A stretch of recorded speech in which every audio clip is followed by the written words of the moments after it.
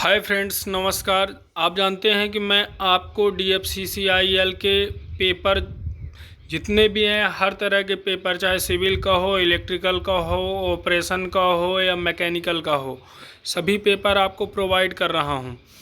ये पेपर है 17/4/2016 का जूनियर एग्जीक्यूटिव इलेक्ट्रिकल का पहली शिफ्ट का पेपर है। आप अभी तक जितने भी लोग आपको यूट्यूब के माध्यम से पढ़ा रहे होंगे, आज आपको मैं उन सब से बेस्ट डिटेल में आपको हर एक चीज़ समझा करके दूंगा। हर एक क्वेश्चन को, आपकी हर एक क्वेश्चन से रिलेटेड हर एक जानकारी आपको शेयर करूंगा, छोटी सी छोटी चीज़ आपको बताऊंगा। तो ये सेशन आपके लिए बहुत ही महत्वपूर्ण होने वाला है। मैं इसको पार्ट 1, पार्ट 2, पार्ट 3 करके इसके पेपर बताऊंगा। यदि आपको अच्छा लगे, पार्ट 1 अच्छा लगे, तो आप पार्ट 2 और पार्ट 3 देखिएगा। नहीं तो मैं आपको कदापि फोर्स नहीं करूंगा कि आप अगला पेपर देखें, अगला पार्ट देखें। यदि आपको अच्छा लगे तभी आप अगला पार्ट देखिएगा, नहीं तो आप अगला पार्ट मत देखिएगा। यदि आपको अगला पार्ट देखना है तो आप कमेंट सेक्शन में बता सकते हैं कि सर मुझे अगला पार्ट चाहिए, आप मुझे अगला पार्ट प्रोवाइड करा दीजिए। ठीक है, तो पहला क्वेश्चन आपके लिए लेके आया हूँ। पहला क्वेश्चन है, एक दीपक 6 मीटर नीचे एक बिंदु पर प्रदीपन 7 लक्स है, तो दीपक की कैंडल शक्ति कितनी होगी? आपको कैंडल शक्ति निकालना है। कैंडल शक्ति का फार्मूला आप लोगों को मालूम होना चाहिए। कैंडल शक्ति होता है lux into metre square. Lux आपका दिया हुआ है 7, मीटर दिया हुआ है 6, तो लक्स इंटू मीटर स्क्वायर। तो मीटर स्क्वायर है 6, तो 6 गुणे 6 36 गुणे 7, 36 गुणे 7 यानी 252। 252 किस में आएगा? कैंडल शक्ति की यूनिट होती है ल्यूमेन। तो आपकी कैंडल शक्ति हो जाएगी 252 ल्यूमेन। अगला दिया हुआ क्वेश्चन, जनरली इंट्रिंसिक सेमीकंडक्टर की रेजिस्टिविटी टेम्परेचर के परिप्रेक्ष्य में क्या होती है? जितने भी, पहले तो आप ये जान लीजिए कि सेमीकंडक्टर क्या होते हैं। सेमीकंडक्टर होते हैं कंडक्टर और इंसुलेटर, दोनों के बीच का जो चालन बैंड होता है, उन दोनों के बीच के चालन बैंड में जो भी पदार्थ पाए जाएंगे वो सब कहलाएंगे सेमीकंडक्टर। अब आता है इंट्रिंसिक। इंट्रिंसिक क्या होता है? जैसा कि हम जानते हैं कि शुद्ध अवस्था में अर्धचालक जितने भी होते हैं विद्युत धारा के लिए उच्च प्रतिरोध प्रस्तुत करते हैं, ये तो सभी को मालूम होगा ना। तो इसकी संरचना जो होती है क्रिस्टली होती है। तो जो शुद्ध अवस्था के चालक होते हैं, जिनमें किसी भी प्रकार की अशुद्धि नहीं मिली हुई होती है, जिनकी संरचना क्रिस्टली होती है, वो इंट्रिंसिक सेमीकंडक्टर कहलाते हैं। जितने भी कार्बन के आवर्त में तत्व पाए जाते हैं, कार्बन, सिलिकॉन, जर्मेनियम, टिन और लेड, ये सभी इंट्रिंसिक सेमीकंडक्टर कहलाते हैं। इनके परमाणु की बाह्यतम कक्षा में 4 संयोजी इलेक्ट्रॉन्स होते हैं। तो बोल रहा है कि इंट्रिंसिक सेमीकंडक्टर जो होते हैं, यदि इनका तापमान बढ़ा दिया जाए तो इनके रेजिस्टेंस पे क्या प्रभाव पड़ेगा? तो भाई, कोई भी अर्धचालक है, उसका यदि आप ताप बढ़ाओगे तो उसका रेजिस्टेंस हमेशा घटेगा। क्या होगा? डिक्रीज होगा। और एक्सट्रिंसिक सेमीकंडक्टर क्या कहलाते हैं? एक्सट्रिंसिक सेमीकंडक्टर वो सेमीकंडक्टर कहलाते हैं यदि कार्बन आवर्त में कार्बन के परमाणु क्रमांक के तत्वों में, उस ग्रुप के तत्वों में यदि नाइट्रोजन या पी टाइप सेमीकंडक्टर या एन टाइप सेमीकंडक्टर की डोपिंग करा दी जाए। यदि इंट्रिंसिक सेमीकंडक्टर में डोपिंग कराई जाती है तो वो एक्सट्रिंसिक सेमीकंडक्टर आपको प्राप्त होते हैं। एक्सट्रिंसिक सेमीकंडक्टर में आपके डायोड, ट्रांजिस्टर, ये सभी एक्सट्रिंसिक सेमीकंडक्टर के अंतर्गत आते हैं। इंट्रिंसिक सेमीकंडक्टर सिर्फ और सिर्फ कार्बन, सिलिकॉन, जर्मेनियम, इन सब के शुद्ध चालन बैंड वाले सेमीकंडक्टर जो होते हैं इंट्रिंसिक सेमीकंडक्टर कहलाते हैं। अगला क्वेश्चन आया, निम्नलिखित में से कौन सा गुण केबल में प्रयुक्त होने वाले तांबे के तार में नहीं होता है? सबसे बोल रहा है, पहला क्वेश्चन इसमें दिया हुआ है विद्युत संवाहकता। भाई संवाहकता मतलब होता है विद्युत धारा का प्रवाह। ये होता है क्या? बिल्कुल होता है। तांबे के तार में विद्युत धारा का प्रवाह सुगमता से होता है, इसीलिए हैवी मशीनों में, जनरेटर में तांबे का प्रयोग किया जाता है। सोल्डर क्षमता, सोल्डर क्षमता कहलाती है कि यदि कोई भी चालक पदार्थ, यदि उसमें कॉपर, जिंक और फ्लक्स की कोडिंग करके हम उसमें जो है तो टाँका लगा सके या सोल्डरिंग कर सके, ये होती है हमारी सोल्डर क्षमता। तन्यता सामर्थ्य, तन्यता सामर्थ्य होती है यदि हम किसी धातु को खींचने पे वो तार के रूप में परिवर्तित हो जाए, ये कहलाता है तन्यता सामर्थ्य। अब आता है संक्षारणीय, कोरोसिव। ये उच्च कोरोसिव होता है। ये बोल रहा है उच्च कोरोसिव। कोरोसिव होते हैं, कोरोसिव उस मटेरियल को कहते हैं जो वर्षा, नमी, धूप आदि से अप्रभावित रहने वाले हो। मतलब जितने भी गुड कंडक्टर के जो गुण होते हैं, ये होते हैं कि इनकी कोरोसिव क्षमता जो होती है तो निम्न होनी चाहिए, यानी कि ये वर्षा, धूप, नमी, मौसम से अप्रभावित रहने वाले होने चाहिए। तो इसमें बोल रहा है कि तांबे का जो तार है इसका गुण नहीं है तो उच्च कोरोसिव क्षमता। ठीक है। अब अगला क्वेश्चन आ रहा है, बहुत ही इंपॉर्टेंट क्वेश्चन है। आप जानते हैं कि कोई भी आप पेपर उठा करके देख लीजिए, ये क्वेश्चन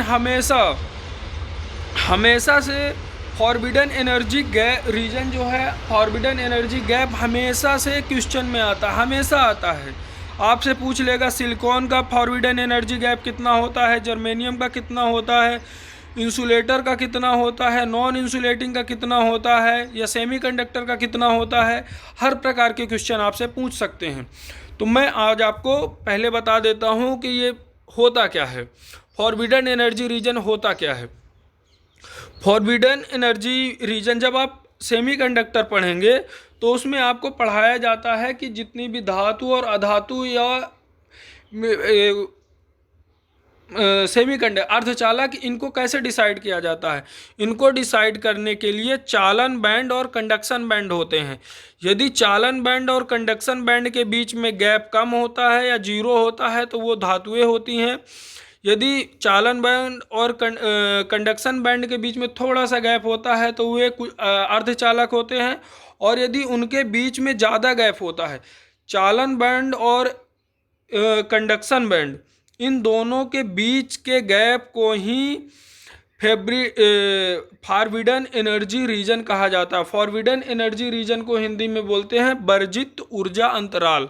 अब समझ में आ गया वर्जित ऊर्जा अंतराल क्या होता है। तो जो हमारी धातुएं होती हैं इनके बीच में चालन बैंड और कंडक्शन बैंड के बीच का गैप होता है जीरो, यानी ये चौथा नंबर जो दिया हुआ है ये जीरो, ये चालन बैंड और कंडक्शन बैंड के बीच का है। ये पहला और दूसरा जो क्वेश्चन होता है ये दिया हुआ है, पहला और दूसरा, ये जो होते हैं अर्धचालक। अर्धचालक पदार्थों में जैसा कि आप जानते हैं कि सिलिकॉन अर्धचालक जो होता है उसका जो है वर्जित ऊर्जा अंतराल यानी फॉरबिडन एनर्जी गैप जो होता है तो 1.1 इलेक्ट्रॉन वोल्ट होता है। कितना होता है सिलिकॉन का? 1.1। ये और जर्मेनियम का कितना होता है? 1.1 इलेक्ट्रॉन वोल्ट।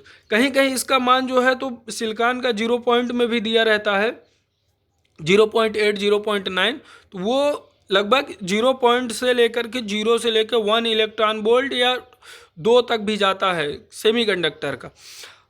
3 तक भी कहीं कहीं देखने को आपको मिलेगा, लेकिन 3 से ज़्यादा आपको देखने को नहीं मिलेगा। फिर आता है इंसुलेटर। इंसुलेटर के बीच का वर्जित ऊर्जा अंतराल, यानी वर्जित ऊर्जा अंतराल फिर से बताइए क्या होता है? चालन बैंड और कंडक्शन बैंड, यानी बैलेंस बॉन्ड और कंडक्शन बॉन्ड के बीच का ऊर्जा गैप। तो ये होता है 3 से लेकर के 6 तक के बीच में। तो जो हमारे इंसुलेटर होंगे उनके बीच का वर्जित ऊर्जा अंतराल होगा, इसमें दिया हुआ 6 इलेक्ट्रॉन वोल्ट, यानी आपका ये सही है। अब ये आ गया सिग्नल का क्वेश्चन या इलेक्ट्रॉनिक्स का क्वेश्चन भी आप बोल सकते हैं। पैनल में विपरीत परिस्थितियों में अस्तित्व में आने को क्या कहा जाता है? त्रुटि कहा जाता है। त्रुटि, यदि आपके द्वारा कोई काम निर्धारित किया गया और उसे पूर्ण नहीं किया गया तो उसे त्रुटि कहा जाता है। तो वही बोल रहा है विपरीत परिस्थितियों में अस्तित्व में आने को। पैनल में सबसे पहले तो आप जानिए पैनल क्या होता है। पैनल मतलब एक समूह होता है। अब ये समूह किसी का भी हो सकता है, कंप्यूटर पैनल हो सकता है, electrical panel, signal panel, electronics panel, या कि जैसा कि आप टीवी में देखते हैं व्यक्तियों का जो समूह होता है वो भी एक पैनल होता है। तो पैनल ये होता है। तो यदि पैनल दिया हुआ है कि कोई भी एक पैनल है, उसमें विपरीत परिस्थितियाँ उत्पन्न हो जाती हैं, यानी कोई भी ऐसी कंडीशन आ जाती है जो कि निर्धारित नहीं की गई थी और वो कंडीशन आ गई, उसे हम बोलते हैं त्रुटि। जोन किसे कहते हैं? पैनल का एक डिसाइड रेंज रहता है। जैसे आप यदि किसी गोली को फायर करेंगे तो ये इतनी रेंज तक जाएगी, तो जो रेंज होती है उसी को हम जोन बोलते हैं। जैसे अभी इस समय तो अब कोविड-19 चल रहा है, तो ग्रीन जोन, ऑरेंज जोन, मतलब एक एरिया डिसाइड किया जाता है, ये उसकी रेंज है, वही रेंज ही उसकी जोन कहलाती है। एसएफसी, एसएफसी जो है, तो यहाँ पे एसएफसी का प्रयोग दो प्रकार से किया सकता है। या तो एक सिग्नल फ्लो कन्वर्टर कहलाता है एसएफसी, तो इसमें जो है जनरली सिग्नल फ्लो कन्वर्टर के लिए ही प्रयोग किया गया है। और दूसरा एसएफसी हम लोग पढ़ते हैं, ये पढ़ाया जाता है आपको पॉलीटेक्निक में, स्टैटिक फ्रिक्वेंसी कन्वर्टर। लेकिन यहाँ पे जो है तो सिग्नल, यहाँ पे एसएफसी का मतलब है सिग्नल फ्लो कन्वर्टर। ठीक, तो सिग्नल फ्लो कन्वर्टर ये होता है। तो ये आपका हो गया पैनल। पैनल में विपरीत परिस्थितियों में अस्तित्व के आने को त्रुटि कहा जाता है। फिर आ गया एक एमीटर का शंट प्रतिरोध मीटर का के प्रतिरोध होता है। अब ये बोल रहा है कि शंट प्रतिरोध का मीटर के मतलब 1 मीटर का प्रतिरोध होता है, वो पूछ रहा है कि क्या होगा। सबसे पहले तो आप जानिए कि शंट क्या होता है।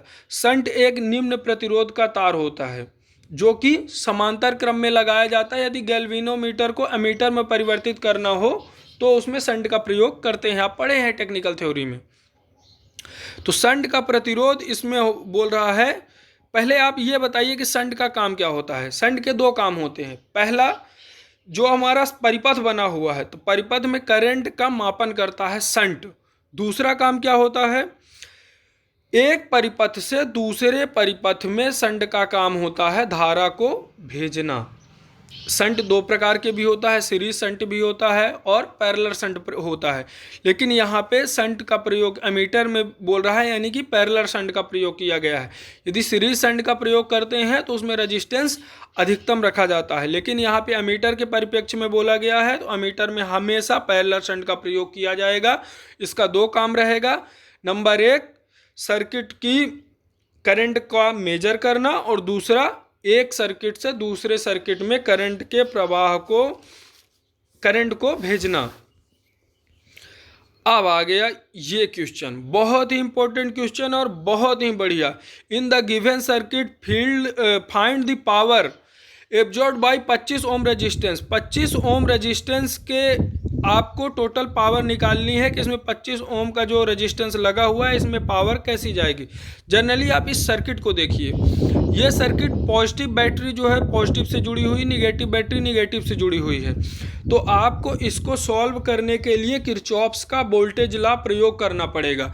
किरचॉफ्स का वोल्टेज लॉ यदि हम लेते हैं किसी भी संधि, यदि हम 130 वोल्ट बैटरी के परिप्रेक्ष्य में देखते हैं, यदि हम इसको निगेटिव टर्म में लेते हैं तो 130 वोल्ट है। अब इसमें करंट का प्रवाह किस तरफ से होगा, पॉजिटिव से निगेटिव की तरफ। तो करंट का प्रवाह जिस दिशा में होता है उसको हम लेते हैं पॉजिटिव, और विपरीत दिशा में जहाँ पे निगेटिव की तरफ यदि करंट का प्रवाह आएगा तो उसको हम लेंगे निगेटिव। एक सेकंड आपको समझा देता हूँ टूल्स, और इसमें जो है ब्रश का प्रयोग करते हैं। तो इसमें देखिए आपका, सॉरी अभी तक आया नहीं, चलिए कोई बात नहीं, आप ऐसे ही समझ लीजिए।